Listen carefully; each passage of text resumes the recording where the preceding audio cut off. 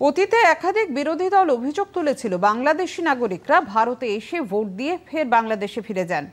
এবার ভোটের সময় পেট্রাপোল সীমান্ত এলাকায় নিরাপত্তা সুনিশ্চিত করতে পদক্ষেপ গ্রহণ করল জেলা প্রশাসন। জেলা শাসকের পক্ষ থেকে একটি বিজ্ঞপ্তি জারি করে জানানো হয়েছে, ভোটের 3 দিন আগে থেকে পেট্রাপোল সীমান্তে আমদানি রপ্তানি সহ সমস্ত ধরনের ব্যবসা বাণিজ্য বন্ধ থাকবে। চিকিৎসার কারণ ছাড়া সব ধরনের যাতায়াতও বন্ধ থাকবে।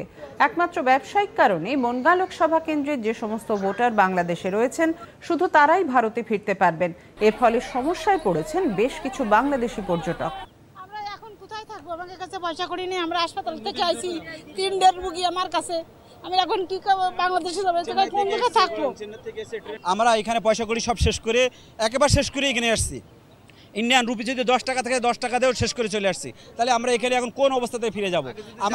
আমার প্রশ্ন হলো যে যারা মহোদয় যারা আছে তারা আমাদের আজকে সুযোগ করে দিক, কিংবা যদি আগাম বলে দিক যে কালকে থেকে আর আমাদের পোর্ট খোলা থাকবে না, তাহলে তো আমরা এই সুযোগটা পেয়ে যাব। আমরা গতকাল এর একটা আভাস পেয়েছিলাম এবং বহু মানুষ ফোনের মাধ্যমে বা অন্যান্যভাবে জানার চেষ্টা করেছে। তাতে মূলত বাংলাদেশ থেকে এই মুহূর্তে যাদের মেডিকেল ভিসা, বাংলাদেশি ক্ষেত্রে তাদেরকেই প্রবেশের জন্য অধিকার দেওয়া হচ্ছে এবং যারা ইন্ডিয়ানরা ছিলেন তারা আসতে পারছেন। পেট্রাপোল শুল্ক দপ্তরের ক্লিয়ারিং এজেন্ট সংগঠনের সম্পাদক কার্তিক চক্রবর্তী বলেন, ভোটের সময় নিরাপত্তা সুনিশ্চিত করতে জেলা প্রশাসনের পক্ষ থেকে পদক্ষেপ নেওয়া হয়েছে। আমাদের নর্থ 24 পরগনা ডিএম সাহেব একটা নোটিশ জারি করেছে ইলেকশন নির্বাচন সংক্রান্ত। অন্যান্যবার যে নির্বাচন হয় তাতে আমরা দেখি শুধুমাত্র নির্বাচনের দিন আমদানি রপ্তানি বা অন্যান্য কাজ আমরা বন্ধ রাখি।